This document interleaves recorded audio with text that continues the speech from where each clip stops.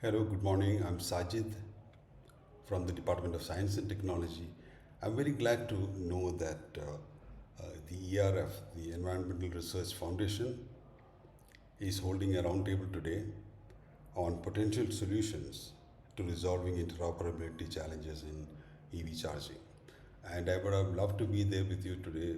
Unfortunately, I cannot. So I'm trying to make this small presentation and recording it and sending it across. I know it's not a good way, but I hope you don't mind a few key concepts if I could present. I think it might help you. So the context is I was chairing the BIS standards committee for 3 4 years. The first when they started it, and we had to try and understand and resolve the issues for the country. As a result of a collective effort by about 100 people, that's the size of the committee, we could come up with an entire set of standards, about 25 standards altogether, that's required for almost every situation in charging in the country. But the problem remains, and I think that's what you're discussing today, so I do not need to try and kind of, be a bit prescriptive, but I can point to a few things which you may like to pay attention to. First thing, if you look at the kind of vehicles which is likely to be deployed in India, this is this little graph here, this chart here. It the two-wheeler, three-wheeler, very big population, and we are expecting the government is going to push buses in a big way now. So the requirement of EV charging in India is this. That is, it's quite different from what you might find in the rest of the world. Maybe the parallel might be in China where you have all these populations, but I'm not sure about two-wheelers in big extent like that, or three-wheelers for. So we have a unique requirement, and our infrastructure has to be there for people to find it easy to, uh, you know, transit to electric vehicle. And we must note that it is the competition is quite tough. When we talk about charging the electric vehicle, the process, compared to filling petrol or diesel in a vehicle, we shouldn't make it very complicated. It's a very simple thing. The IC engine vehicle has this advantage that it doesn't ask anything much from the infrastructure except for the road. You have these tanks, these underground tanks, that's what the petrol pumps are. You have these tanks which are kept on the roadside. Like if you take Delhi, I think there are about 400 of them at least. And you just go there and fill up your tank and go off, and you can keep a lot of fuel in the tank for a long time to come. So the battery is quite different. It's like the comparison would be with the mobile phone, and it can get pretty sophisticated. For example, if you take a Google Pixel phone or an Apple iPhone, they charge very well. They manage very well. Google Pixel, for example, will learn if you have charged it at night, if you put it for charging at night, you plugged it in, it is not going to charge full. There is a gradation. What happens? I have a Google Pixel, that's why I know that it will trickle charge till the morning, and just before you wake up, it's going to give you the full charge. So these kind of things, Apple has this thing, that Apple MacBook, for example. People have found that nowhere in the manual it said that you have to switch off the device. So intelligent. So the vehicles will become like that. There will be a lot of electronics. It's expected. The management of the charge in the vehicle will become very sophisticated and can handle it. What we need to do is to provide a very simple interface. We don't need to complicate things by making the charger, like a very special thing. It should be a very simple last mile access point to the vehicle to pick up the power required to charge the battery. And we need to also remember that the vehicle is in charge. It is not the charger. Charger's thing is just to kind of supply what is there. So I want to take about 5 minutes altogether. I think I've consumed a few of your time already to try and explain our point of view from our experience in the DST. We have been coordinating and leading this whole effort for EV charging. We try to do a lot of technology work, but that's not going through. So we focused our effort on charging, and been involved with BIS, and otherwise we're quite active. We have white papers being prepared here.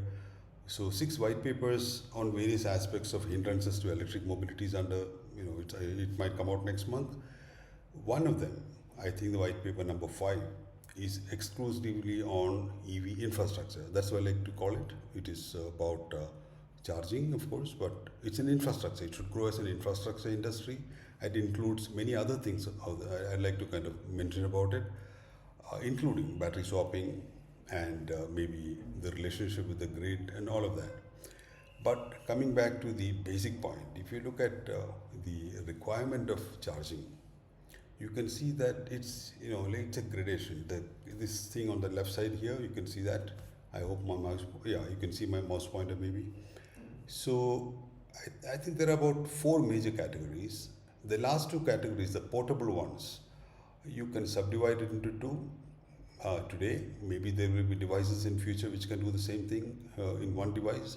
But there is distinctly one layer here, very small, 0.75 to 3 kilowatts required for two-wheelers and three-wheelers, and the portable device for cars. Why do I say portable? Because we think an entirely DC infrastructure should be promoted. It makes things simpler, and the vehicle's cost comes down because you do not need a charger on board. If it sounds very, a new concept to you, then let me remind you that there are many vehicles in India which do not carry a charger anyway.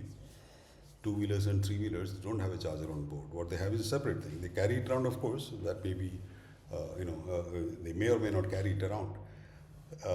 Cars, of course, have an onboard charger.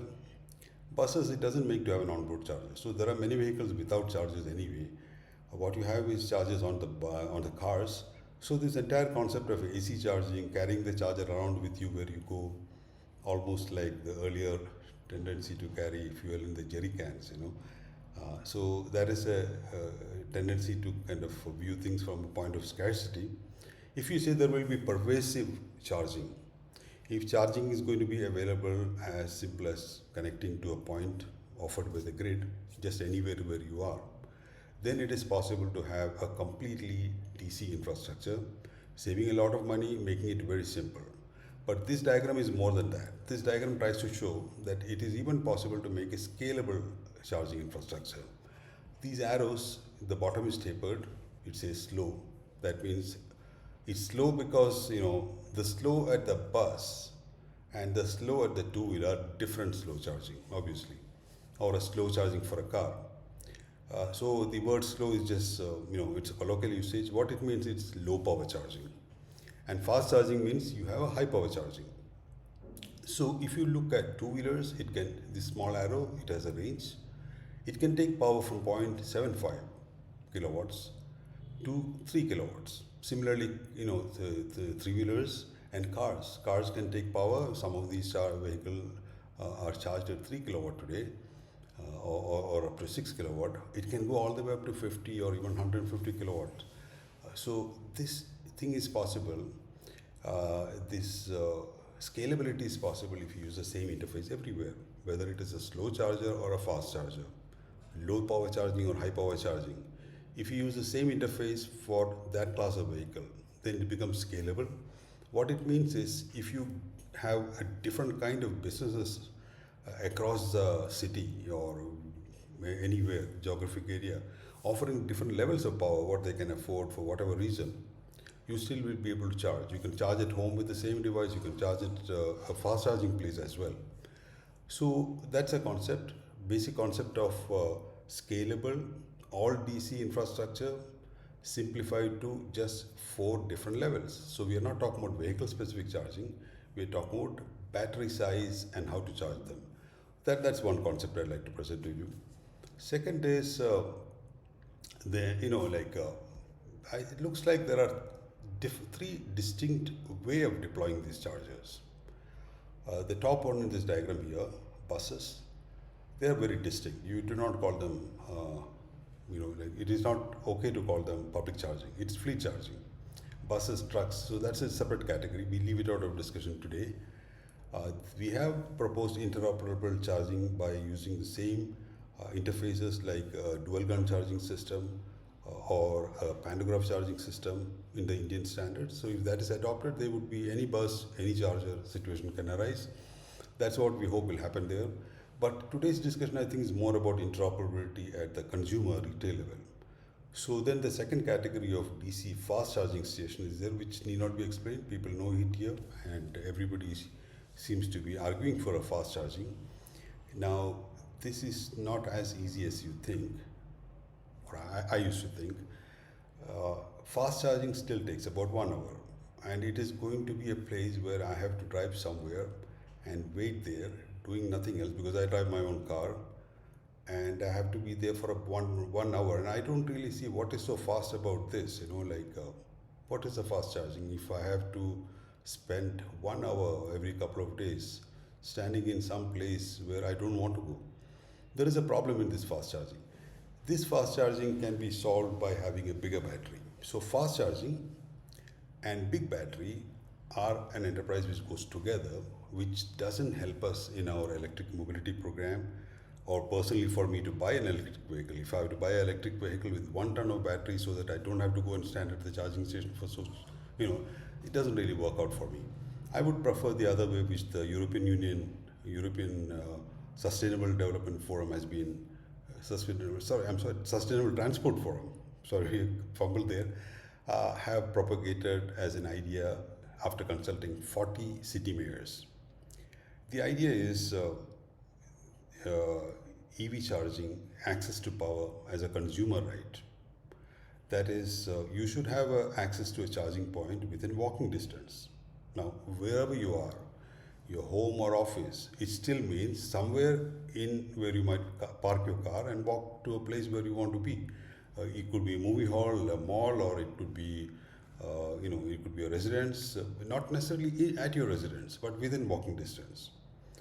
This is also called as destination power chargers, and surprisingly, the largest proponent of destination charging is Tesla, which is not very well known. Don't want to get into too much, but they have done wonders with it. Volkswagen is getting into it, and like I said, most of deployments in Europe, if you look at it, they're all destination charging. So anyway, so there is destination charging applicable for cars or car-like vehicles, SUVs. There could be a destination charging for in-situ charging, let us say, or charging in the park-based charging, all of that. So it is possible because in India we have vehicles which are quite light in terms of size and agility, and our requirement of we don't move too much on a vehicle. 50 kilometers is what you drive. So you go park somewhere, and the electricity grid at that point of time, at that place, should have no difficulty to charge you two-wheeler, three-wheeler, or a car because you don't carry a big battery. And this is a cascading virtuous cycle. Like if you have ability to charge often, you are likely to buy vehicles with smaller batteries. So this is the kind of systemic impact it can have. It can have a different impact in the sense the grid gets this load distributed all over the place throughout the day. So much of this problem of grid management one is visualizing gets actually handled by itself. You may not even need V2G at all. All you can do is maybe do something in the grid side to manage it. So that's a separate topic, but let's talk about the key issue about the same DC socket for all of that here. Whether it's a car or a light EV, it could of any kind, it could have the same DC socket. The term DC socket is interesting. Socket means the thing on the charger side. If you do that, if you are able to kind of remove the cable from the charger side, then it doesn't matter what you have on the other end. It could be a very specific CHAdeMO or a CCS or a GBT or something else on the other side, but it should be able to access from the same charger. So these are 3 points mentioned here. We are hoping that a destination charger of that kind could be for 3 lakhs available in a parking lot without too much difficulty. And the high power charging station, wayside charging station could come down to about 10 lakhs, let's say. So these kind of things are possible if the number of charging stations are increasing and it is considered as a thing in your parking lot. When you park, you will find it. Even more exciting can be this concept of co-location. This happens if you are able to do charging in your car park, and if people decide to locate the battery swapping also in the car park. Now, car park is a term which can expand into any parking. and that's a natural place where you can refuel vehicles because the grid is pervasive and it reaches everywhere. And typically in such installations where you have a lot of buildings around, there will be solar rooftop. So these things could be synergized. I don't know whether you would call it a microgrid. That term is not, sometimes people don't like it, but there is certainly a potential to link them all up, through wires, of course, and with some networking, and provide a local resilient infrastructure where, in terms of crisis, when there's a blackout or brownout, the power from the battery banks can be available, and they all can manage much better. So, I hope Suhas will talk more about this co-location and synergy. This is where I think it can tend to, but it all will start with these few points that you recognize that the infrastructure is layered. There are four different layers, but at the same time, it is seamless. We need to recognize that. We need to recognize that it is possible that you can have a scalable infrastructure by providing the same interface. If you don't want to provide the same interface because the branding is going to suffer for the vehicle, well, have it on the other side, on the charger side. There is no brand on the charger right now, which is going to affect the vehicle. So it's like an electricity socket. We could do that. And then bring in this concept of can we, have an energy system which is having a synergy between all of this. So I hope, without taking too much time, I think it's about more than 10 minutes I've spoken. Thank you very much. I'll be very curious to know about your recommendations. Have a good day. Thank you.